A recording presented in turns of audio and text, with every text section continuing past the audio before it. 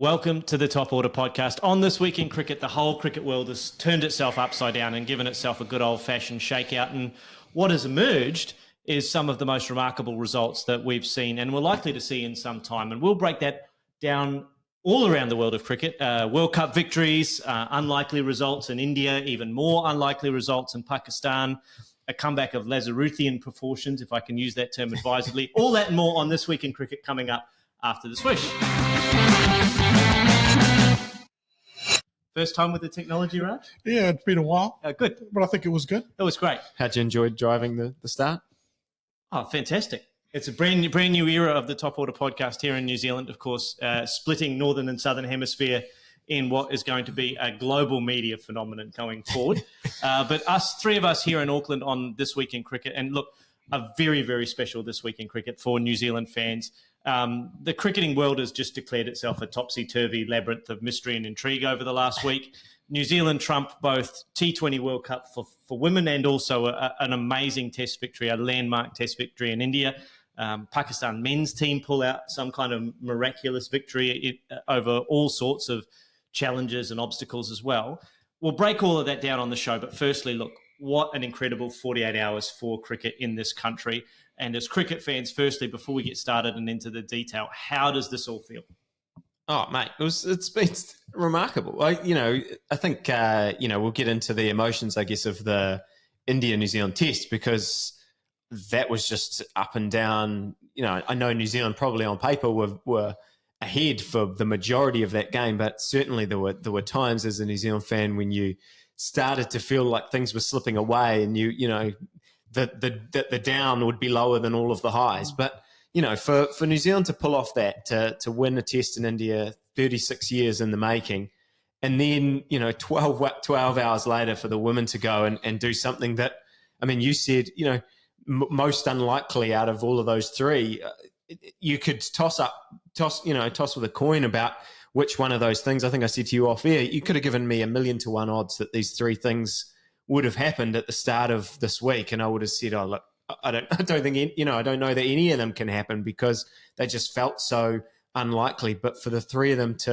particularly those New Zealand ones, for it just to happen right there, I mean, it's got to be the best 12 hours of New Zealand cricket ever, and then you add that to a weekend of New Zealand sport where we won the America's Cup. Liam Lawson got points at the F1, and New Zealand smashed Australia in the netball. It's just been phenomenal weekend for New Zealand. World Triathlon Championship as well, yep. As well over in Spain. So we'll throw that in the mix. Raj? Pickleball? Yep, pickleball, huge this weekend. It's all no one's talking about. Incredible. Just sort of focusing on the women first, I guess. Who would have thunk it? We sat here a few weeks ago, 2.5, 3 weeks ago, talking about, who Australia would be beating in the final, basically. And that just got turned completely on its head. I texted you guys over the weekend and I said, I think the world of cricket has gone a bit topsy-turvy and all the results are coming in different ways than we thought. What did you actually say? It's a bit drunk and it needs a ride home? I said, the world of cricket's a bit drunk and it needs a ride home. Low-key, one of my favourite pieces of analysis this year in terms of cricket analysis. But let's look at the World Cup first. And an unlikely set of finalists. I don't think many people would have predicted a New Zealand-South Africa final. Even a lot of New Zealand and South African fans probably wouldn't have predicted a New Zealand-South Africa final. But courtesy of New Zealand's early victory over India in the tournament, that put them in the box seat in the group stage. And New Zealand do what New Zealand sides always do, which is do enough to get themselves to the next round, get themselves to a semi-final. And in this case, we had a final between two teams that had never won that tournament before. Mm-hmm. So we were going to get a new champion. South Africa, perennial finalists in world tournaments, again, couldn't get over the line. But let's focus on the New Zealand aspect of it, because this was a tremendous squad performance from a team that has been relying on superstars and world-class performers for the last few years. And although we saw a tremendous tournament from one of New Zealand's, brightest of stars, I thought that this was a fantastic tournament from their supporting cast. Oh, absolutely. And I think that's the thing that makes me most happy out of all of this. And, we, like you said, we sat here 3 or 4 weeks ago and sort of looking ahead to this tournament. And, I was pretty down on New Zealand. I'm not going to be shy about that. I didn't think they had much of a chance, mainly because we thought if they can even get to they haven't been in the semi-finals of an ICC tournament since 2016. They'd lost 10 games on the bounce. We were sitting here going, okay, well, maybe if Sophie Devine has an amazing tournament, or if Susie Bates can just, get us off to a flyer in every game, we'll go well, But it was everyone. It was actually, throughout that tournament, every single player on the side made, big contributions. Rosemary Mayer, we actually gave her a shout out last week. She continued on those change-ups that she figured out those pitches immediately and went, okay, this is what's working. Georgia Plimmer, we kept highlighting her for negative reasons, a few weeks ago, basically saying there's definitely talent in there, but it's the state of New Zealand cricket that we're giving more chances to someone who's averaging 10 in international cricket. She got her top score in this World Cup. She got us off to really important flyers with Susie Bates and her. Those partnerships were crucial. And then you look at people like Brooke Halliday, Eden Carson. The list goes on and on. Maddie Green, an important little knock today. Her fielding is fantastic. So, yeah, again and again, it just was different people sort of stepping up and everybody contributing. And, I think they'll go away from this tournament not just delighted with the way that they've put together this performance, but with a lot more hope about, okay, these players can take a lot of confidence from this. And now, this new generation behind Bates and Devine and Tahuhu, those players that have been carrying it for so long, maybe there is hope in this next generation that we can continue with. Yeah, I think it's very apt. You're talking about sort of role players there, and across championship sport worldwide, you need those role players to score the runs, take the wickets, catches around those superstars that we've got. The one thing I liked in Sophie Devine's interview afterwards, she talked about that first game against India, and how much belief that actually gave them, because they came into the tournament having lost how many in a row? 10 in a row. And then I think you have to kind of caveat that a little bit by saying those 10 wins or 10 losses are against Australia and England. Like that the record that we end up having, that's often because most of the series we play are against Australia and England, who are, generally regarded as the best two teams. But yeah, carry on. No, I think that is incredible that she's pointed out that first game, and it gave them this belief that they could go in further in the tournament. I know that they played Australia next and they really, really sort of struggled, but if they had lost those first two games, it doesn't matter. It didn't matter what happened in the rest of the tournament, but pulling that first victory out was very important. And Paul, I have to give you some credit. We, like Raj said, we were all sort of joking and saying who's going to, we're all fighting to see who comes runner-up for against Australia. But you actually said, I think when we first talked about this is the most even T20 World Cup that we're likely to see, and it proved that way. Absolutely. I think this is a fantastic result. I'm going to put my Australian bias and support for the Australian This team can be a aside. we day. I know sometimes you say we, you call New Zealand we. This can be a we day if you'd like. It is a fantastic day for parity in the women's game of cricket and for the rising tide that's lifting all of these boats together. We saw India knocked out in the group stage. We saw England lose one game in the group stage to the West Indies and was knocked out on net run rate. So that group was incredibly even. India were pre-tournament, probably semi-final or even final contenders. We thought it was the other way around, right? We thought that the other pool would be sort of the more pool. Absolutely. Yep, absolutely. Didn't turn out that way. Didn't turn out that way. And then you got to the semi-finals, and of course, Australia knocked out. West Indies, perennial sort of tournament heavyweights, knocked out. And then you get New Zealand and South Africa in the final. So I think it's a fantastic outcome for women's cricket, because it shows the depth that is there. And then we're starting to see that in the results. So I think that's fantastic. Before we talk about South Africa, can I just talk about Amelia Kerr? Oh, yeah. Because we can spend as much time talking about the New Zealand players. There's more I'm prepared to highlight. Excellent. Good. Well, we'll come to you in a sec. I want to talk about Amelia Kerr because she has emerged in this tournament as one of the best players in the world. And I think we all knew that.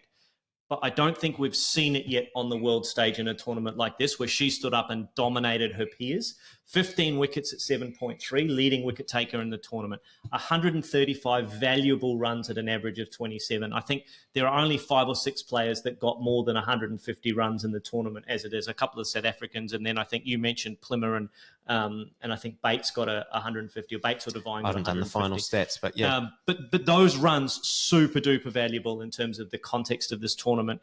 New Zealand as good as their supporting cast was, they needed the Michael Jordan to step up. They needed a Kobe Bryant. They needed someone, a Bella Della in American basketball parlance. They needed a superstar to step up, and Amelia Kerr showed that she's absolutely world-class amongst a tournament where there were some world-class players. Oh, she's fantastic, isn't she? And I mean, yeah, it's funny, isn't it? Because she's been around for so long, and you sort of just think that, well, she is a veteran, I guess, but she's just turned 24, so, has been through a lot in her life as well in terms of, all of the ups and downs she's had personally. So, yeah, it's fantastic. I know she talked, in this final, she ended up picking up that key wicket of Wolfart. I think, South Africa was going along, 50 for none. Jonas gets the wicket, but I think it's that Wolfart wicket that really kind of turned the game and put New Zealand ahead, and then she was battling cramp. It was that I'm here for the big moment and I'm ready to go. And yeah, it's just cool to see her. She talked a lot about, wanting to do it for Bates and Devine, and to who, like I said, those people who've been there a long time and who got close a long time, in I think 2009, 2010. But to be there and sort of have that special moment with them, I think there's an article on Cricket Info at the moment talking about how, when she was a kid, she at primary school or whatever it was, writing in her creative writing saying, one day I'm going to win a World Cup with Susie Bates and Sophie Devine, and then to go out and actually do that, it's really special. And this whole team makes me super proud to see what they've done. I mean, the power of manifestation, I think, and whiteboarding. If you haven't done whiteboarding, it's an amazing career driver and personal growth driver. I want to talk about South Africa, and I don't mean to be negative, because I think South Africa had a fantastic tournament, difficult group to get out of. They got out of the same group as England and the West Indies, so very, very difficult even to get to the semi-final. Then they thrash Australia in the final. 2 down, chasing. Was 130 or whatever it was, 135, looked comfortable, looked absolutely comfortable. My concern was that they'd spend all of their emotional pennies in the semi-final and have nothing left for the final emotionally, but they just looked so comfortable against Australia that I thought, here we go. This is going to be a first for South Africa, a first victory at a major tournament, yet again not to be for the Rainbow Nation. Could the cards have fallen any better for them realistically to win a tournament other than this one? What do they do from here? What happens from here? Well, they usually say you have to lose one to win one, but maybe on this occasion you've got to lose 2 to win one. Look, they topped the run charts, the top 2 run charts. They played well throughout the tournament. I don't see why. I don't see why we need to look at them and go, what could they have done better? Sometimes it just doesn't work for you on the day, and New Zealand were the better team on the day. Absolutely. New Zealand were the better team on the day. I just feel for that South African group because they did all that hard work to get to the final. I feel for their fans who have had so much heartbreak in terms of, watching their teams get to the final hurdle and be labelled with labels that they probably don't deserve. And that definitely doesn't apply here. But yeah, it felt like they were primed for that breakthrough and they just weren't quite there on the day. Do you want to say anything about Australia? I mean, this feels like a disappointing campaign for them because they didn't win, which, we hold them up to such a high standards, I suppose, in the past 10 years, I guess, maybe even longer of women's cricket. Are we upset about what's happened there? Not upset. I mean, I think it's a good result generally for the game of cricket that we have a new champion. We have new faces in the final. Personally, I'm very disappointed that Australia didn't give the best account of themselves when it really mattered in that semi-final. Not that we lost to a South African side that are a good cricket side and have some terrific performers in there, but they didn't play their best cricket and they didn't put their best foot forward, and that was disappointing for me. It's quite obvious on reflection that Australia missed Meg Lanning's and also Alyssa Healy's experience at the top of the order drastically during the course of this campaign. I love Georgia Wareham as a cricketer, but I think the decision to put her in at number 3, you just have a look at her five scores, batting at 3 in this tournament and prior to the tournament, that did not set her up for success, did not set the team up for success. You have a look at the talent that's in that middle order, McGrath, Gardner, Phoebe Litchfield batted as low as 7 in this tournament and is a top class player. I think Australia tactically didn't go in with the right balance or with the right people in the right parts of the order.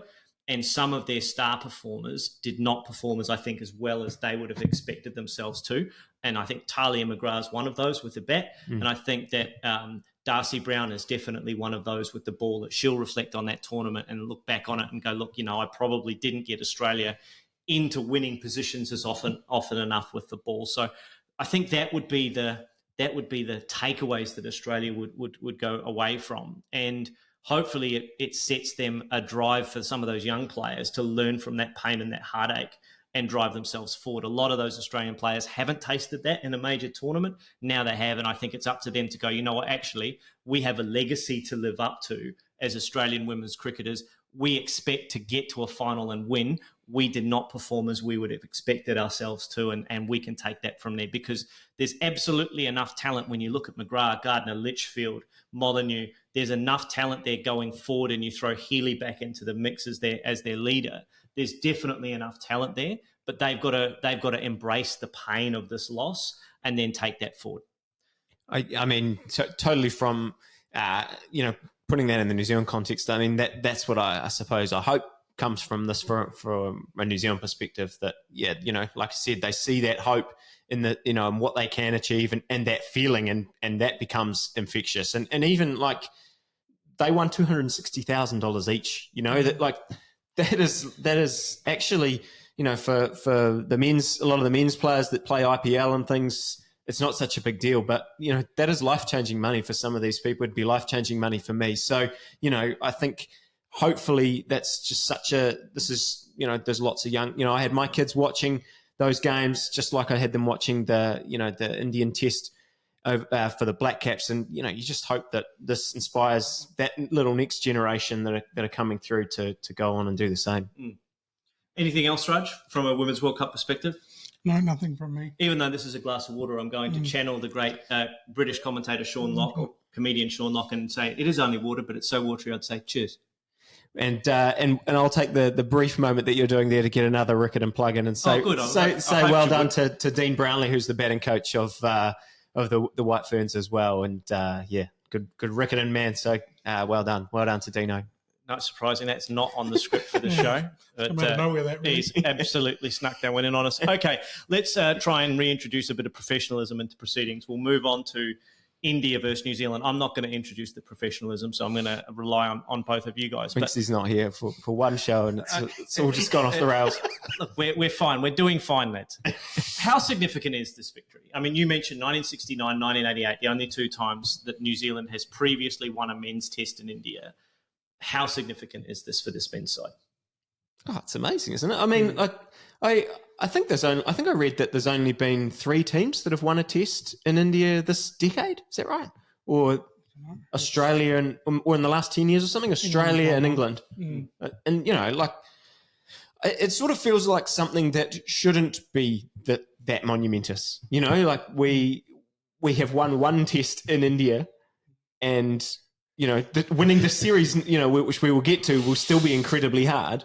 But yeah, we haven't done this for 36 years. I have not watched this happen. Last time we did this, I was 4 years old, and didn't know the first thing about cricket. So this is really special, and I think especially coming off the back of what had just happened, the way that the side sort of folded in that second test against Sri Lanka, the way that everyone, including us, has been talking about this golden generation disappearing and, being on their last legs. And, people like Tim Southee, who, possibly, if not for a Ben Sears injury, would not have played this test. So, for this group now to experience that and go there and go, okay, we can do this. And I think, obviously we'll talk about the 46 all out, but I almost think the back end of it was what made me happiest out of this whole performance. Oh, I'm glad you came to that conclusion, because I was going to ask you about that later on. Let's start at the start though. 46 all out, day one, win the toss, bat first in India, as you do pretty much all the time. Was that as an egregious a decision to bat first from Rohit Sharma as some of the critics and pundits are making it out to be? I don't think so. I think even if they score 200, 250 in that first innings, it's a different story, the outcome of this match. The ball moved around a bit. We bowled great areas, but the main thing was that we just supported our bowlers. Our catching, our fielding was absolutely outstanding. Amazing. The Conway take, the Ajaz take, which he made look so effortless, but that was a very hard catch. That was hit hard. And that was very difficult. And then Henry as well, after bowling a long spell, taking one down on the boundary. That was exactly the same, like you said, with Ajaz. He made that look so much easier than that is. And we talked about during the sort of Sri Lanka series that this is not normal. This is not how they normally play in terms of dropping those chances. This was a complete different contrast with pretty much the same squad. Mm. That 46 was monumental to the game for us, and it set us up for victory. Yeah, I tend to agree. I don't think necessarily winning the toss and batting first in India, even if you get the pitch conditions wrong, even if the opposition plays well, and you have to give New Zealand credit, they bowled fantastically well. Will O'Rourke in particular, I thought was tremendous across the whole test match, but particularly early on day one. I think the captain needs to own the decision, but I think also the batting unit needs to own, actually, we didn't step up and support our captain in that sense. There were a lot of dismissals in that innings that were good bowling, but there were also some decisions where you go, maybe not. They built their side around batting first as well. Obviously, yep. I think the selection part of this goes with the toss, and look, apparently the pitch had been under covers for 7 days, so I do think to some degree you have to take that into account, but then probably also thinking, what is our best way to win this test? And Rohit Sharma and the brains trust of the Indian team decided that. And when we got to the New Zealand innings and the ball started to turn quite early for India. It wasn't like, it did get difficult. Jadeja and Ashwin and Kuldeep especially, I thought was very tough to play early on in that test. Weather conditions, yes, maybe they should have considered, but yeah, I don't disagree that was that was a horrendous decision. I know I've already sort of had an opinion on this, but I want to take another bite of the cherry. Go for it. Tom Latham said that he would have also batted first. Yeah. So that sort of makes the decision sort of a moot point, or a moo point, Carl's opinion. I like it. But it comes down to execution. They both would have batted first.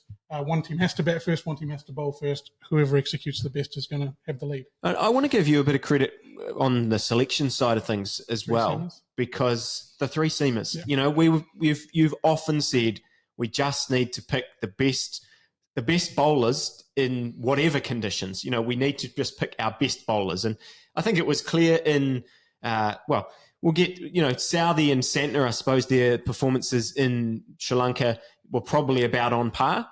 But I think you saw that Santner probably wasn't in our top 4 bowlers. And they went, we said they had to be brave. We were going, Santner gives you that extra batting cover. They kind of can lean on that and go, it makes for a long tail. But they did it. They went out and picked 3 seamers and, obviously paid huge dividends. Well, you look at the sort of turning points with the ball. They were that first morning, that first 3 hours, which Rohit Sharma has sort of addressed as not going to define his team, those first 3 hours. And then that second new ball in innings 3. Mm-hmm. They were the clear moments for our bowling that put us up head and shoulders ahead of the game. Do you reckon that second innings effort, so from 3 for 408 batting second, India were again back in the box seat, so they'd all but written off the deficit. They were ahead. And then to all out 4-6-2. Which is the better effort, do you think, from those New Zealand bowlers? I think it's the second one. I genuinely think, I was watching that game thinking, as I said before, that it was slipping away from us. Like, this is really... I felt as a fan, this is really scary because, Sarfaraz and Pant were making it look incredibly easy to bat. There was sort of nothing in the wicket when we were bowling with that old ball. There was bits and pieces beforehand, but we just couldn't. It didn't look. Didn't know how we were going to get a wicket. And in the end, look, Sarfaraz kind of gave us one. It's sort of hard to. I'm not criticising him. He was on 150, and they were at that point thinking we're going to accelerate the game now and win it. So I don't fault him for doing that. But I think that for them to feel. For New Zealand not to just drop their heads completely and go, we're done now. for them to I think the new ball, obviously they went, look, this is our chance, and that was sort of the light at the end of the tunnel. They were thinking, if we can get to that new ball, this is what we can do. This is our chance to win this test. And for someone like Will O'Rourke to be doing that in his fourth, fifth test, incredible, really. And I even think of his first test for New Zealand. He played South Africa. That game was getting a little bit out of our hands. Completely different in scenario in that we were heavy favourites in that game against a weakened South African side, but the public was going, "Oh no! Like we're gonna South Africa, Dave Beddingham's putting on this 100. They're gonna beat us here and make us look really silly." Will O'Rourke comes in his debut and changes the game, and he did the same there. The ball that got KL Rahul just before tea. If nothing's going to get your spirits back in this game, that's exactly what we needed. So, funny story. I actually, for most of this test, I'll tell you about a bit of my mentality watching this test. I didn't really watch this test. I had it going on in the background, just checking, is everything all right? Everything's still going all right. When it started raining and, there were 400 odd for three, I actually didn't realize that they had gone back out and had this great spell of bowling. And when I was talking to Stu the next day, I was like, I think, India might just bat it out. They might, a draw is a win for them here. And he had to inform me that actually they were all out.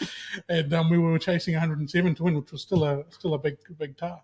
I think it was monumental in terms of New Zealand's confidence, particularly Will O'Rourke's, to come back from 3 for 408 to get New Zealand back into the game. It's a completely different game of cricket if India go from 408 for 3 to 550 all out. Making New Zealand chase 190 on the last day would have been a very, very different prospect, because you get more overs from Ashwin, you get more overs from Kuldeep, you get more overs from Jadeja, you get more overs from Bumrah, and I think it becomes a much, much more difficult mental challenge to go, well, we've got to get almost 200 here, rather than going, well, we only have to get to 100. A few streaky shots. One partnership. Yeah, one partnership does the game for us, and it turns out it was one partnership that did the game for New Zealand. Look, I think we have to have a couple of things come out of this. One, Stuart, do you want to convene a Will Young stock issue warning here? Because I think after that innings, are you going to split the stock 2 for 1, or are you going to hold on to it and keep all of your stock on Will Young Mountain and just buy another kind of outlying area to add a couple of suburbs? Look, I have more to say on the bowlers, but I'm happy to talk about Will Young anytime. Look, you guys must be absolutely rapt that I kept all of our stock, and I won't say I doubled down on it because I didn't, but I think the thing is with Will Young, he looked super comfortable in that first innings, and I think he's looked really comfortable throughout his whole Test career, I think, at the crease. And then he just nicks one, or he gets out, or, he kind of, that same thing happened to him in this first innings. He made it to about 20, looking really smooth, no problem at all, and then kind of got stuck and didn't really seem to be able to find a way to get from 20 to 50, and, got bogged down, and then Kuldeep, I thought, was all over him, and it started to spin, and he was dismissed. In the second innings, he did if that was Kane Williamson out there, he was filling in for Kane Williamson, and he steadied the ship exactly like Kane Williamson would have done. He was calm throughout the time. As soon as Rachin walked out, really, and Rachin hit those couple of boundaries, Will Young hit a couple of boundaries. The two of them seemed to feed off each other, and I think actually Tom Latham said that Rachin calmed everyone else down with the way that, he walked out there, hit 2 boundaries straight away. And, for a 24-year-old or 23-year-old to be doing that to a dressing room full of experienced players. But, I think that's exactly what we've hoped for from Will Young, that he can just be this steady influence in the side and contribute. A bit of a hot take. I actually think in this current version of the players we've got, I think that Will Young is a better Test opener than Devon Conway. I think that Conway should be in the team ahead of sort of Will Young. If that's the only position that they've got, then that's what it is. But I don't think that we're in that position. I think that Will Young is a better opener than Devon Conway. And could you imagine Conway coming in with the ball 30 overs old, 40 overs old, having an afternoon to bat and get his eye in? coming in at 4 or 5. I'm very the way even Simon Doull said on the commentary, and I don't like listening to Simon Doull, but Devon Conway was jumping around all morning from those pace bowlers, and Will Young just looked solid as a rock. The Conway one is interesting, isn't it? Because while he's been struggling, that off the paces, that back leg is just anchored. It doesn't move anywhere. And he looks like he's fishing outside the off stump because he wants to feel bad on ball. And then for the spinners, that front pad just looks like it's just got a big target on it. He's often feels like he just plants that in front of middle, and he's having to use his bat, which obviously you're trying to use your bat, but if he misses it, he's LBW. And I'm sure he's always done these things.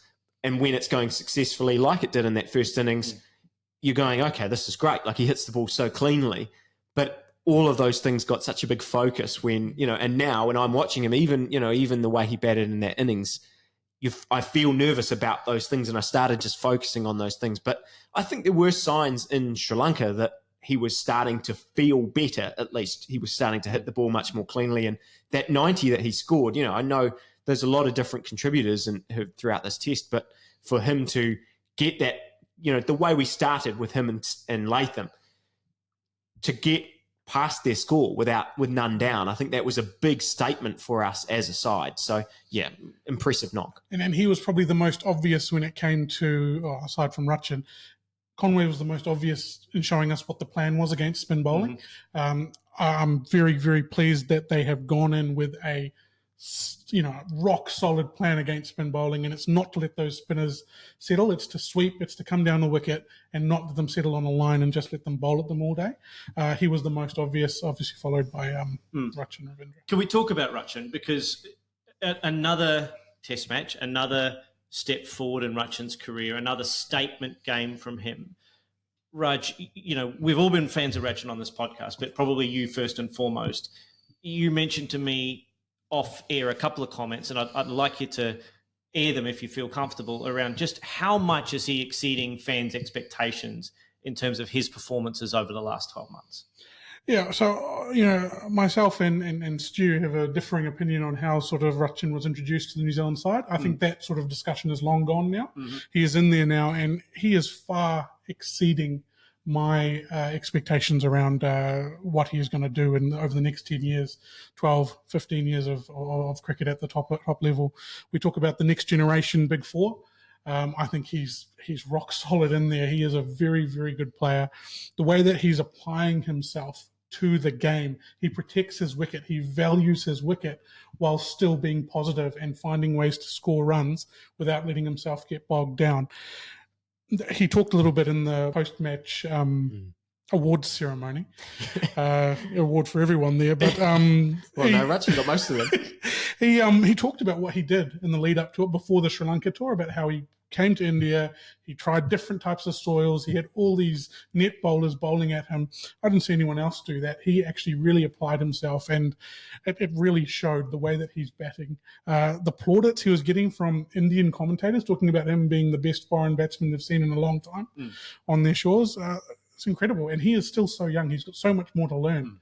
But he's starting at a very high bar. He's incredible, isn't he, as a player? And I think we mentioned it before on this podcast, prepares at 23, 24 almost better than anyone else in the world in terms of the lengths he goes to prepare himself for situations he's going to know he's finding himself in, and the way that he went about his batting with just that surety, that confidence to take on very difficult conditions and know that he's done all the work to be able to put himself in that position that he can really dominate those bowlers and take them off of their plans. We know he's a special cricketer, but he just showed that he is world class in this test match. Oh, if you look at like the last 12 months for him, he's had that breakout in the ODI World Cup, which, no one saw, I don't think anyone saw coming to that degree. We might have thought he would play a part there. But then, he scored a double hundred in Test cricket. He's gone and scored 80, an 80 against Australia, that Australia attack.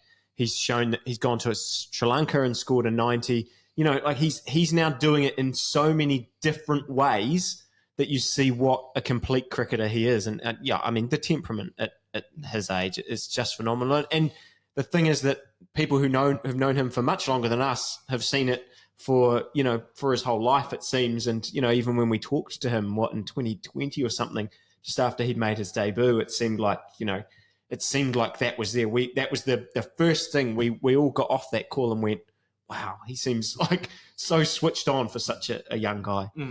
Absolutely.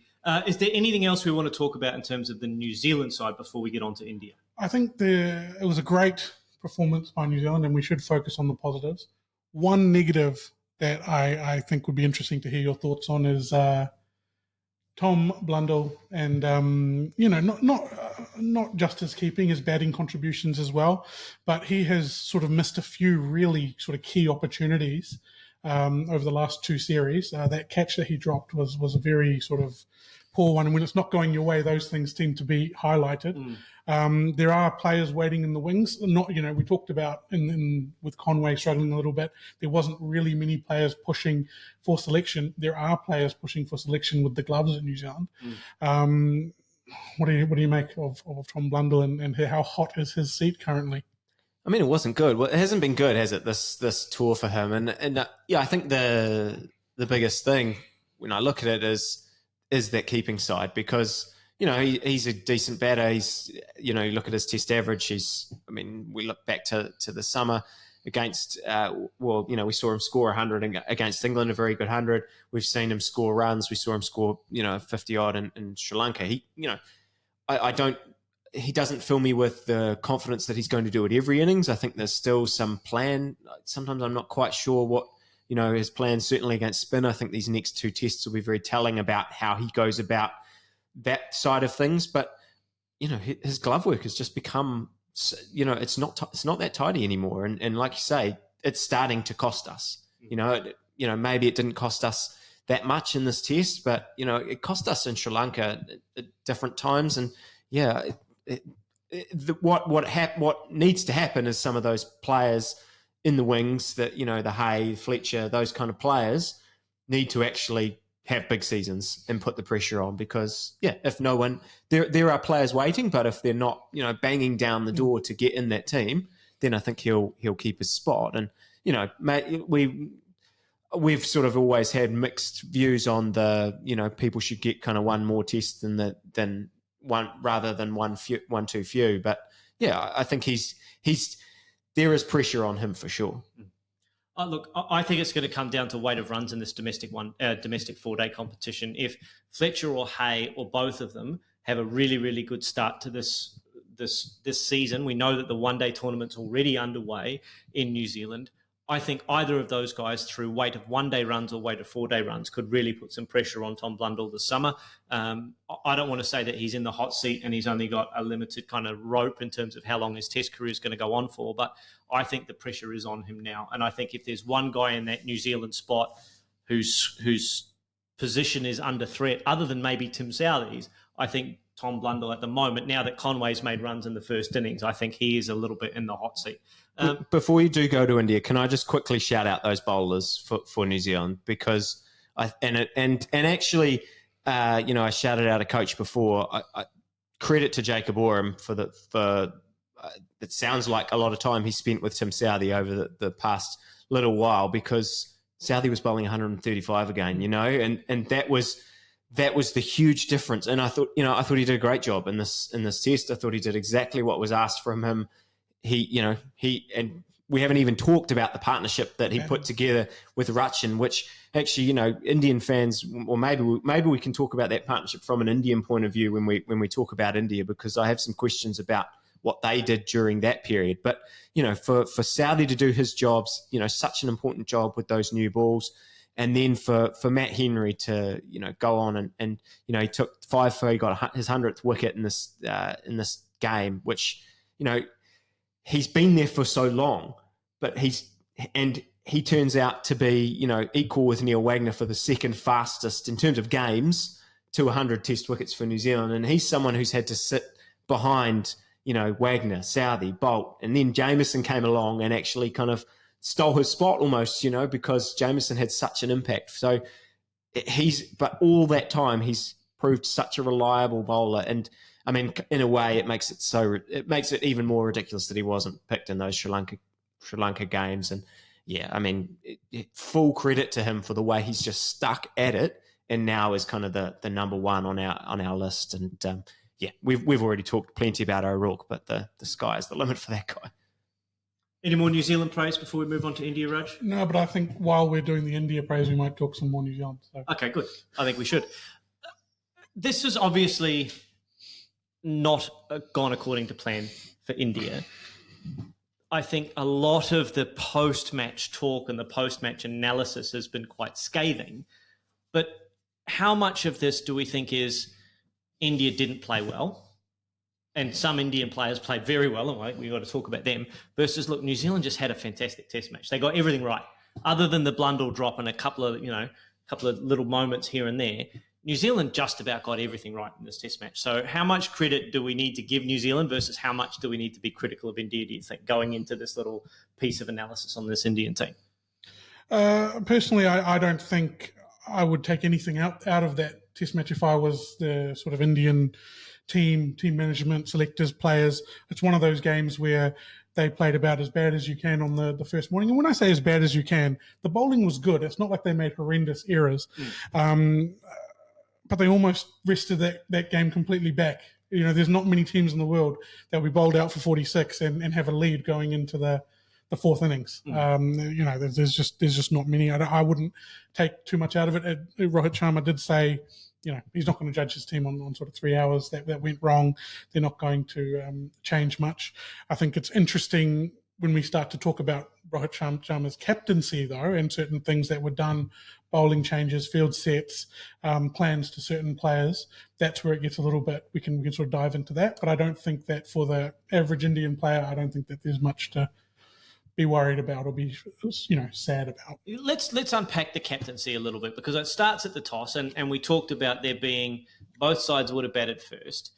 I think a lot of the pressure that Rohit has been under at the end of the game and post-game has been from people saying, well, he should have known the conditions better. He should have listened to Virat because Virat plays there for RCB, and there's all these other factors.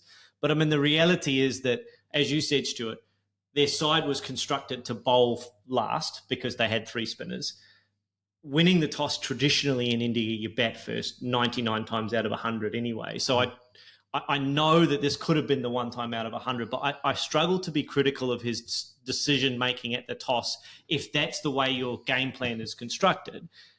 However, they do have two world-class quick bowlers in their side that were able to take wickets on day one potentially.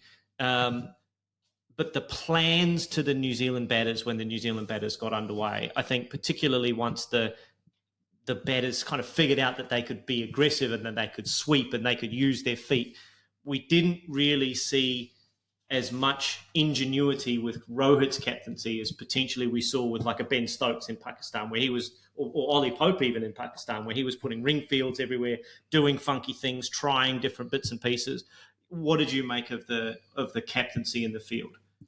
I think it's more around the sort of rotation of his bowlers that I was a bit more worried about. I mean, the field sets are sort of the field sets, but I think he could have done a little bit better with the bowling. I mean, you know, it's hard to sort of, there was a whole sort of second innings, but the fourth innings, I thought I was sort of a bit critical about how he went about that. You know, poor Ravi Ashwin, I think if you look at him, he's sort of being picked as the third spinner in that in that lineup or in that sort of fourth innings. I think that he could have had an immense impact, especially with our left-handers at the crease. Yeah, I completely agree with you. Sorry, can I just jump in, Stu? Because sure. I think that is the moment where India tactically got it wrong in this test. I know it's very tempting to open up with Bumrah and Siraj, and if you have a look at the false shot percentage in that first 6 or 7 overs, I mean, New Zealand played something like 20 or 25 false shots in the first 7 overs. Bumrah, I was physically having a reaction to watching him bowl. He was bowling unplayable, genuinely unplayable deliveries. I mean, that guy, we've talked so much about how special he is. But as good as Bumrah was, you have to go to your trump card in that situation. They got the early breakthrough in that sort of first over, second ball of the day. But I feel like India missed a trick, and I don't want to be super critical of Rohit because he has been a really good captain for India over the years. But in that situation, I think you've got to go to your best bowler, particularly if you've got left-handers at the crease, if you've got Ravindra coming in next. Ashwin is the guy to be able to exploit any advantage in the conditions, any advantage in the psyche, any advantage in the experience and the nous of having 400 plus, even 500 plus test wickets against that side. All it would have taken is a tiny little bit of doubt to wrest that game right open for India, and who knows what could have happened. But I think that would be the one thing that I would reflect on as being potentially an error that they made from a tactical perspective, not bringing Ashwin in early. And it's easy to Monday morning quarterback or Monday evening quarterback, I know, but that to me seemed an obvious one at the time. Well, what I would build on that, I actually think, totally fine to I would have bowled Siraj and Bumrah up front. That ball was going all over the place. 100%. Don't disagree with you there. But I do think you wanted to use, New Zealand knew we just have to get through this Bumrah spell and then we've won. Like we wanted Bumrah to have a second spell. I think that was almost the part that became so difficult. And maybe he went, look, I'm just going to bowl Bumrah for as long as I can, and when he's done. So I don't actually think that part of it was the moment. I think it was that Southee Ravindra partnership, because I said before that I thought Kuldeep was all over our batters, and I think he was all over Southee. Completely over. I mean, I don't think anyone picked Kuldeep very well during that test. Southee had no idea which way the ball was spinning off Kuldeep Yadav, and I don't blame him. Like, he's the number 9 batter. Kuldeep Yadav's an amazing bowler who, in any other era would be playing, way more tests than he actually gets to play. But I just think that the balance of the way he rotated his bowlers, I think, look, Indian fans, comment and tell us if you think we're being too harsh on Rohit here, because, I'm fascinated to get your view really on what you would have done in that scenario. But I do think that in a way it sort of played into our hands with the bowlers that Southee felt comfortable facing, because, Rachin was facing everyone and looking good and feeling and like he was fine. I think Southee was the wicket that you had to get, and then you had Ajaz, who wasn't going to play. He's got a rock solid defence, but he doesn't play any shots, so it would have been all on Rachin to get all of the runs. And then you've got Will O'Rourke, who's not shown himself to be much of a test batter so far in his career. So I think that was the moment, and for Tim Southee to on the flip side, to show so much restraint and actually bat bat for Rachin for the majority, which is something he never does. It's something everyone in New Zealand has been critical of, like responsibility. Yeah, with the bat. Show some responsibility. You're batting with a tail end player, or you're batting with a top order player. Can you just hang around for a while and let them play the game? And that's exactly what he did. And amazingly, it's kind of what the games where Tim Southee has contributed incredibly with the bat have been some of our most historic games. He did it in the World Test Championship final. He played in a really valuable innings there. His runs in that Basin Reserve Test against England, scored some valuable runs that kind of got us, close enough to think that we could win that game, and obviously scores some runs here. So, he does seem to do it when he does it, it has a massive impact on the game. But I think that's where I would say Rohit maybe didn't pull the right string as the puppet master there. Should we talk about the 462 with the bat, because there are plenty of positives in there. I want to highlight first and foremost Virat Kohli making 70. He looked back to his imperious best to me in that second innings. I watched a few of the highlights on the BCCI website. Just watching him go about his innings, he looked like the Virat Kohli of old, where you watched him bat and you think, oh my goodness, how are we going to get this guy out? And it took, the last ball of the day and that man again, Phillips, doing something a little bit special to dismiss him, but he looked locked in for 100 for me. Two other guys in the order went on and got big scores. One just missed out on 3 figures, and then another guy 150. Who of those guys do we want to highlight here? Just before we talk about them, I think I also want to talk about Rohit Sharma, and I think that sometimes things fall your way in cricket, and that was one of these occasions where something fell our way. He was looking incredible in his 53. He could have gone on and scored 1,000 himself, and we got to run a ball or better, right? And we got a little bit of luck with that ball spinning back onto his stumps off the front foot defence. But yeah, he looked very good. With the bat, let's talk about Rishabh Pant first. Playing injured. We'll start there. Playing injured. You want to start with the controversy? Playing injured. He looked Rishabh Pant. He looked like Rishabh Pant. He's not doing his, prior to his injury, running down the wicket. Trying a little bit of a reckless mindset. He's come back a little bit more level-headed, batting right? within himself, and he looks really, really good at the crease. He looked fantastic for 99. I think he's batted. We both talked about him batting within himself. 99 off 105 at a strike rate of 94. 5 sixes, 9 fours in that innings. Geez, he should have got 2 sixes for that one that he hit over the stadium. That was worth 12. That was amazing. If there's ever a case where something's worth 12, it was it.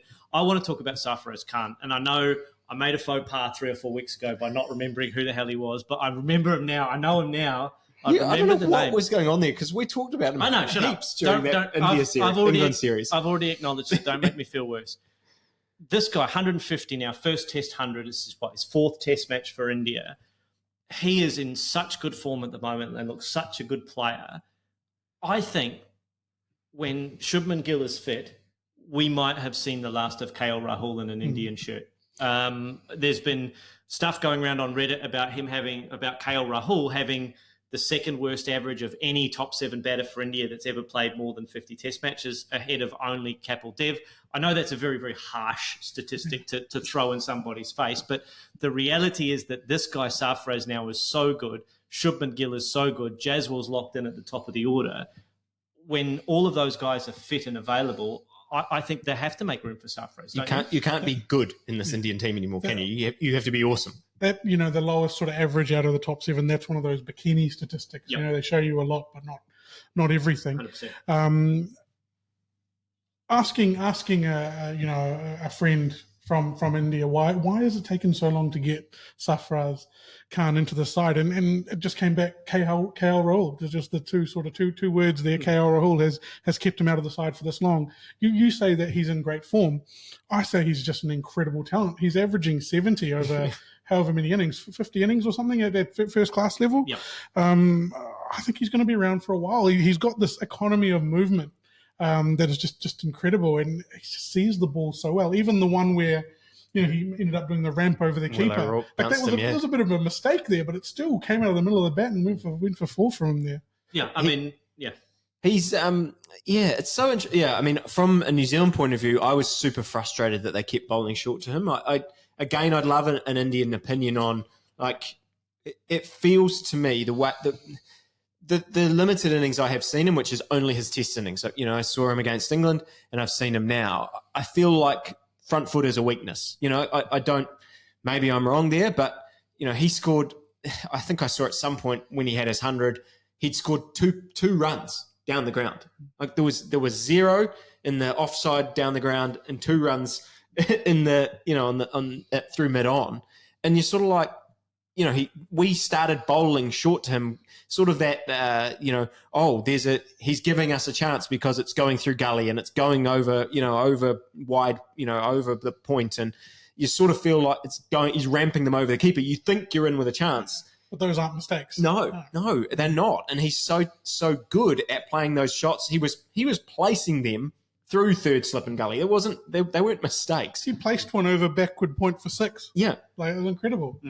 So I'd love to know, because obviously if he is only, predominantly a back foot player, and he also looks like a really scratchy starter, particularly I remember his debut innings against England. When he was on 0, he looked jittery and all over the place, which is like, you're on a Test debut. He's on debut. The emotions, that's fine. I completely understand that. But even in this Test, I feel like getting to 10, he looks really jittery. As soon as he gets there, he looks $1 million in total control. And I'd love to know from the Indian fans, is the front foot a weakness? Are we not seeing him being picked on overseas tours because they think that he'll struggle in those conditions? But on that side of things, maybe the Australian pitches are going to suit him down to the ground. So, looking ahead for, Border Gavaskar and stuff, fascinating sort of to see if he can nail down a spot for the back end of this series to get in that side. I don't think there's any way that you can keep KL Rahul and drop Sarfaraz. I couldn't see any. You can't drop Goff against 150, can you? Well, tell Brad Hodge that. Yeah, well, I think he has to be locked in at number 6 for India going forward. I think absolutely he has to be locked in. I think Shubman Gill comes back in at number 3. Kohli slots down to 4. Pant 5. Sarfaraz 6. I think it's the best top 6 in world cricket, and I think it's probably the most exciting top 6 in world cricket going forward. Forgive me, Binksy, for not giving England credit there, but honestly, I think with Jaswal, Gill, and Sarfaraz in there, and Pant as well, it's just such an exciting top 6 to watch. Last thing on India before we move on to England, Pakistan from Multan. You said at the start of series, Stu, if we drew a game, and I'll use the we here, you've noticed I've slipped that into the conversation. If we drew a game against India, you'd bite someone's hand off to take that. Is this mission accomplished now, fellas, or is this now eyes turned, we've got to win 1 test out of 2 now to win the series? How do you guys looking at it? Look, I think that not much has changed for me in that I think that we are by far the underdogs. Like, we're up 1-0. I think it's probably most likely that we still lose 2-1. That's not trying to put the sort of the mockers on our own team there, but I just think that that's the reality of where we're going to play and the team that we're playing against. In saying that, what I wanted to see from New Zealand was them competing. And throughout this whole match, when those key moments came up, they competed and they actually came out on top. If they can continue to do that, anything can happen. That's a great thing about Test cricket. If they are going to play on a pitch that is a little bit more conducive to spin, I think that it creates a little bit more of a lottery for us. If we can take some wickets, score runs, going out there with that aggressive mindset that we have, anything can happen in these key moments. But I think that looking forward to the series, I still think we're on the back foot. Yeah, it was funny, those post-match comments. Rohit Sharma said we went 1-0 down to England and then we won swept them 4-0 in the next 4 tests. It doesn't seem like he's concerned about, we've lost this series, and nor should he be. And echo everything you said. And from all reports, and mainly thanks to a friendly commenter on our YouTube page who went and gave us a rundown after that first test or before the first test of what each pitch kind of has to offer, and said that we can expect the red soil in Pune, we can expect it to be a nice pace, good bounce, and that it will start to probably an abrasive surface that will start to rough up the pitch, and we might see a bit of reverse swing from sort of 35 overs onwards. And then, it will start to turn from days 2 and 3. And that it will be, I looked at the forecast today, looks very, very good. So it's going to be completely different to what we just, it could be, the test could look completely different to what we've just seen. And I think on the conditions, I mean, this was a fantastic test, to get to the last day and to have the roller coaster of emotions that, for both sides, I'm sure. You saw that crowd on day 4 for India. The crowd was jammed in because they felt like we're going to be witnessing the biggest turnaround in Test history, and we want to be here for it. So that was really special to kind of hear the noise, and the New Zealand players talked about that. But, I think this is going to be a very different challenge for New Zealand, and I think we also have to give a huge amount of credit to the ground staff in Bengaluru, because any other ground that I've ever seen, I don't think we would have seen much cricket. Yep. And to be able to get enough after the rain that we saw at times on that TV coverage, the just torrential, rain, to be able to get that much cricket is fantastic. And we're often, ground staff don't often get a lot of praise. I think they deserve a huge amount from that test. 100% that they deserve a lot of praise. And it promises to be a very exciting test series going forward. New Zealand, they feel like we're one step away from making absolute history. Oh, yeah. And India have got it all to play for now. World Test Championship included, because now we haven't even talked about that, but that's thrown a cat amongst the pigeons in terms of those World Test Championship standings. We might cover that after the Test series, I think, in a little bit more detail on the pod. But why don't we turn our attention now to Multan, the second test between England and Pakistan. The ground staff there had a direct line into, well, not the Top Order podcast, but probably the commentators on the television reused the same pitch for that test match. They must have watched that episode where you said that it would be good to reuse that pitch. I said it because a commentator said it. So it's possible that they were looking at the commentary. Possible, yeah. Also possible that they were listening to the Top Order podcast. Just trying to fire you up, that's all. Thank you, I appreciate you. But what a turnaround of fortunes for Pakistan. Yet more turmoil in between the test match. We have to talk about their selection. So Babar Azam gone. Shaheen Shah Afridi gone. Naseem Shah gone. So a completely new bowling attack. So we had Saj Khan, Nauman Ali and Zahid Mahmood come into the side as bowlers. Kamran Ghulam came in for Babar Azam in probably the biggest set of shoes to fill in a Pakistan jersey that I can remember in a very, very long time. And all of a sudden, Pakistan play like absolute world beaters. Ghulam gets 100. You know, Khan and Nauman Ali bowl Pakistan to a tremendous victory. Took all 20 wickets. Took all 20 wickets, got 8 for and a 7 for each. I mean, it all went superbly according to plan for this team. Are the selectors geniuses? Seriously, are they geniuses? Or, not to be disrespectful, did they throw some darts at the board left-handed and hit a couple of bullseyes in this series? Or was it just a case of there was only one way to go and that was up? Yeah, I mean, I have some thoughts on this. It's easy to sort of drop your star pace bowlers when you know that you're going to play on a potentially a day 10 pitch at some stage, and your plan is to go in there with spin bowlers and take wickets with spin bowling. However, I'm going to say that if I'm looking at this between a stroke of brilliance or a mistake, I think it was a stroke of brilliance.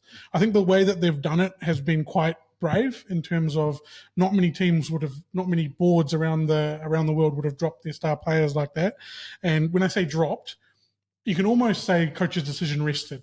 And when I say coach, for the bowlers, board's decision rested. Yeah. The way they sort of put it out in the media that these are our stars, they have a long future to go with Pakistan cricket.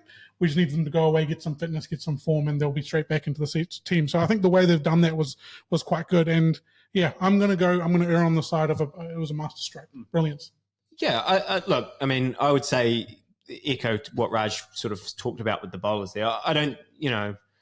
I think if they've handled this at all well from the players' side of things, that's exactly what they've said to those two bowlers. They've said, look, this pitch is going to turn. We expect that you're not going to really bowl.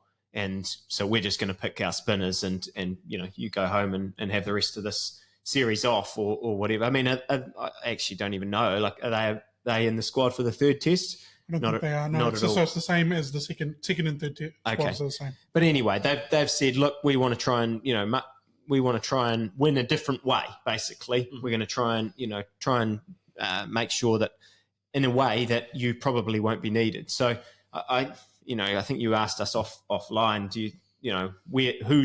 Who's got the easier path back, Shaheen Shah Afridi or Babar Azam? I certainly think it's Afridi in that sense that, I expect that next time they go overseas or next sort of series, even they could be straight back in the mix. And I hope from their point of view, because I think both of those two bowlers are incredible bowlers to watch when they're at their best. I hope they've still got a long future in international cricket. So, but you have to give them credit.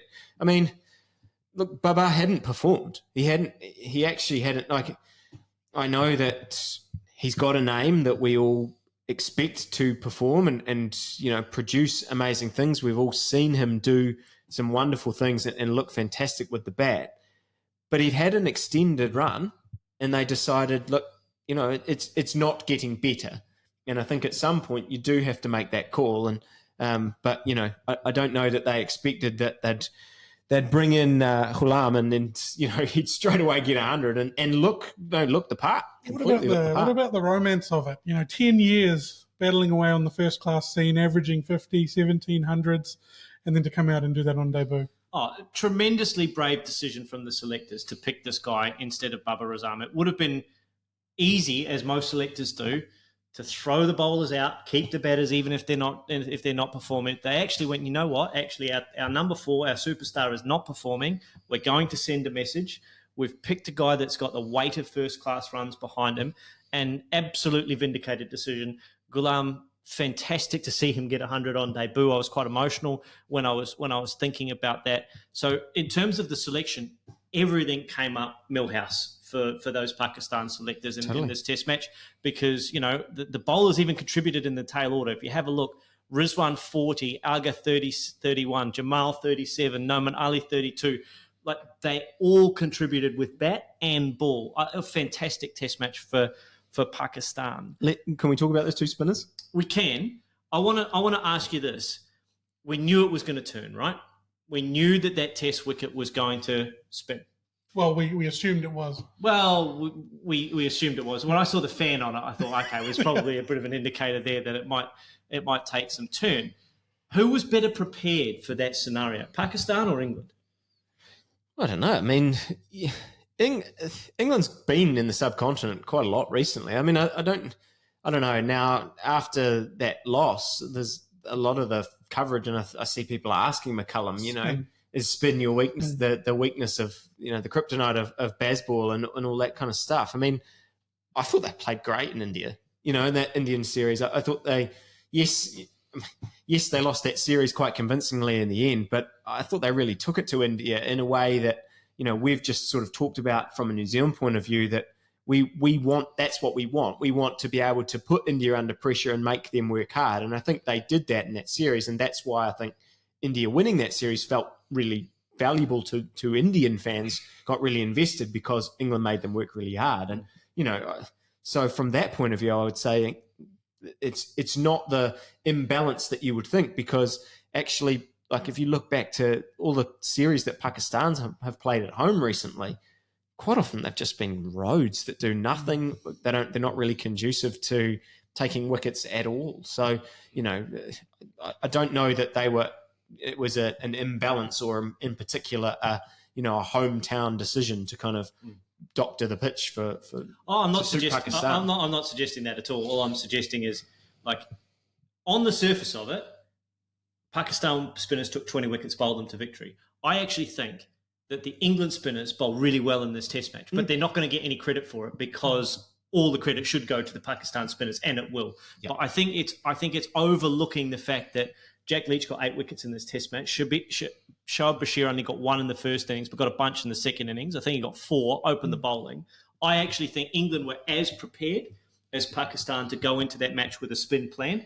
I just think that Pakistan executed 9 out of 10, and England were 8 out of 10 in that match. I mean, we've had this discussion already with the New Zealand-India test. I think both teams would have chosen to bat first, or both teams would have chosen to bowl last, which is what they're sort of doing in this test. And it comes down to execution on the day. Pakistan were excellent with the bat.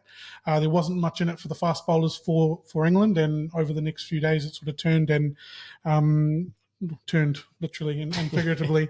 And the Pakistani bowlers were able to absolutely capitalise on it. You can't take that away from them. I don't think that this is I think we're looking too deep into it if we're talking about flaws for Bazball. You know, people comparing the sort of 4-0 loss, 4-1 loss to India earlier in the year to this. I think it just is it could have gone the other way as well if England had won the toss. I agree. I don't think that there is any overreaction required in terms of cracks appearing in Bazball, weaknesses appearing in Bazball. A lot of talk has been asked or spoken about, you know, we're seeing cracks in the Bazball, the mantra of it, the method, the aura of it. I don't think that there's a crack necessarily there. What was interesting, though, is it was actually quite nice to see Ben Stokes get grumpy. It was quite nice to see him care enough to get grumpy on the field. Not to throw his bat when he was getting stumped. I thought that was a little bit too far. Tongue in cheek. That was a little bit too far. But I actually liked that he cared enough and was emotionally invested enough in the game to let his emotions get to the surface and show that he cared, because it would be quite easy to kind of just go with the flow and sort of let things transpire. But He didn't. He refuses to let things happen to him, Ben Stokes. And I actually liked that a little bit, even though a lot of people will be quite critical of the fact that he let emotions get the better of him. And he recognised that straight away, right? There's no two ways about that. And Raj, you talked when we were in Sri Lanka about the cattle. Do we actually have the cattle to kind of to execute what we want to do? And I think on the bowling point of view, you look at that bowling attack from England. It's so inexperienced. Potts, Cass, and those two spinners. Bashir is still learning the game. He's played. I mean, has he played more tests than first class cricket now? Yep. Possibly, yeah. Yep, so it's and then Leach, who's been sort of in and out of the side over the past few years with injuries and things. So they're just so inexperienced. And I think that is key experience, because you saw on day one, even though Ben Stokes is not sort of your frontline bowler, he's there as your third, fourth, fifth seamer. He was able to get a little bit of reverse swing late on day one. If you had someone like a Stuart Broad or a Jimmy Anderson, you can imagine they would have been very dangerous near the end of the day with that old ball. The biggest sort of turn up for the books is that Jack Leach has come on this tour and he has been effective. And maybe it's, him not being the front lines or, seen as the frontline spinner, Bashir there being there to sort of, carry that mantle. But the fact that Leach has been able to be effective in this tour has actually kept them in it. And when we talk about the cattle, that's a big difference from what we've got. If we're looking at our India series coming up or that's going on currently, they've brought someone back in who has the experience and is actually being really effective, and he's not their frontline option as a spinner. I think it just shows you how much experience is valuable in overseas tours. It's all very well to blood young guys at home. It's very well to have a good series when you're at home. It is a very, very different thing in world cricket to win away, and I think experience is showing there. You have a look at the results in this Test match, just look at the scorecard and the combination, the confidence that Jack Leach gives you with the ball to be able to do different things.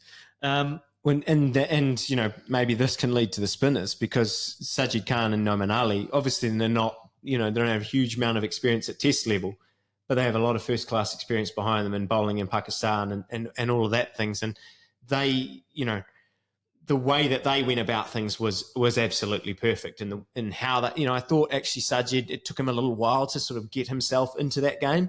And then he gets into it with, an absolute ripper to get through the gate to get Ollie Pope, sharp turn to spin back through and get that one. And then kind of, rattles off. He really changed the game late on day two, I think it was. Next morning he bowls Potts through his legs, and suddenly Pakistan sort of wrestled the control. And then in the final innings, Nauman Ali, this is going to sound like not complimentary, but he's just a workman-like spinner. He knows what he's got a plan. He knows what he's going to do. He goes about his business, puts it in the right spot, and he knew exactly where to bowl to those English players. And I mean that in the kindest sense, because that's exactly what you need to do when conditions are helpful as a spinner. You don't need to try and spin it 8 meters, every single delivery. You need to be able to spin it enough to go past the outside edge, or enough to earn yourself wickets and balance that. And he did a fantastic job. Like, it's not an accident that they got 20 wickets. I asked Binksy before the series, where are 20 wickets going to come from for England? And Pakistan went into this test definitely with an idea that our 20 wickets are going to come from these bowlers. Absolutely. And Sajid Khan enjoyed every single one of it. That's almost the best thing about him for me. Is the combination of his facial hair and the celebrations that we just don't see enough celebrations in international cricket. It's a weakness in the international game. Let's give the batters some praise. I want to talk about Sam Ayub, because I'm a big Sam Ayub fan. Have been since we saw him here in New Zealand, but he's now broken through with a Test match 77. So we need to give him a bit of credit. We've talked about Kamran Gulam as well. Lots of contributions in the first innings for Pakistan. Salman Agha is really... His contributions with the bat have been incredible for this series. Yeah, 100% agree. 100% agree. He was another one we highlighted on the podcast after the first test and saying we like this guy as a cricketer. I think he's got a very, very bright future ahead of him. Just finds a way to do something valuable, doesn't he? Yeah. In every game he plays, he comes in and makes a difference. He really impacts winning for Pakistan, and I like that about him. I like that about Amir Jamal as well. Not particularly effective with the ball in this test match, but came in again with Salman Agha and made vital lower order runs. If we have a look, where were they 5 down, 5 for 243 and got to 366. So those last 5 put on 120 valuable runs in that first innings. And then you have a look at England, 225 for 5, 291 all out. So England's lower order only able to put on, 40 or 50 runs in that first innings. 25 of those are the experienced Jack Leach, 25 not out. So those contributions in the lower order, super valuable for Pakistan and what proved to be a very, very important win for them. Anyone else that we want to highlight from a Pakistan perspective? I thought they all had pretty good games. No, I think we're just now looking ahead to that next test and going, this has made it an incredibly exciting series for this next game. Can they play again on this wicket? That would be interesting. Look, I'm all for it as a spinner, but I think we're moving off to Rawalpindi, I think, for Test 3. And we go into that test. Who, and this I feel is a very weird thing to say, but who is the most stable squad going into test number 3? Is it Pakistan or is it England? Well, I mean, I think if you look at it from a global stage, I think they're both pretty solid for the next game after what they've sort of produced. Perhaps I just wasn't sure why Atkinson didn't play this test. Was it just a rotation thing? Did he not go home for the birth of a child or a wedding or something? Oh, yes. Sorry, I'm not across that either. That could be the only thing I think of. I think it'll be pretty similar. Yeah. So if Atkinson comes back, and I have no late mail on Atkinson, I need to do more squad prep, is what my first experience of being without Binksy has told me. But yeah, I think Pakistan all of a sudden look like a pretty settled cricket side. And if it continues to throw up the same kind of wicket. We have said this before about Pakistan. We have, and I know I can get lured into a false sense of positivity about Pakistan, but I just think those guys in that side, you start to have a look at them now. And I know that there were subtle changes and I know that a lot of things went their way, but that looks like a really, really good Pakistan cricket side all of a sudden. I don't want to read too much into one game, but I feel like they actually look like the side with fewer questions to answer going into the Rawalpindi test, whereas England, other than Ben Duckett, have a little bit of batting work to do to combat spin. I'm not saying it's a weakness. I'm just saying they've got work to do. And I think they need to come up with an answer to how they're going to take those 20 Pakistan wickets, particularly getting through the tail. So they've just been such drastically different tests, haven't they? From test 1 to test 2. And, I hope that we kind of see somewhere in the middle in terms of the pitch, and we get to see a bit of, that the seamers can actually play a part, and then we go into the spinners taking over later on. So, yeah, we shall see. That would make you super happy, wouldn't it? It would make you super happy. Yeah, look, I don't want to read too much into it, but I think, the Pakistan comeback has been fantastic for them to give themselves a reason to hope in that third test. And now it's a live series, which we all expect to be exciting. And I hope that we get to see a little bit more exciting Bazball style cricket, and for both sides too. Anything else, Raj, on your agenda for this week in cricket? No, nothing on my agenda. Just on the Gus Atkinson thing, it says he was arrested. Okay. So if he is rotated back in, I think that might be the only change. Yep. Cool. Done. We did it. We did. Well done, fellas. No doubt this has been a long one. I haven't been checking the timing, but it has gone on a little long. I think to celebrate. There's been an enormous amount to celebrate. Yep. It has been such a fantastic 24 hours, 48 hours for New Zealand cricket. We didn't even mention the America's Cup either. Yeah. At the beginning. Or the triathlon. Or the netball. Lots going on in the world of New Zealand sport. And we're all enjoying the New Zealanders triumphing with basically whatever you guys turn your hands to at the moment. So I'm sure that for 1 week. Let's hope it lasts for a bit longer than that. But yeah, it's been fun. It has been fun. It's been fun talking to you on the Top Order podcast. Thanks for tuning in and sharing a tremendous This Week in Cricket for us as New Zealand fans. We'll be back next week with more This Week in Cricket. But until then, take care of yourselves and each other.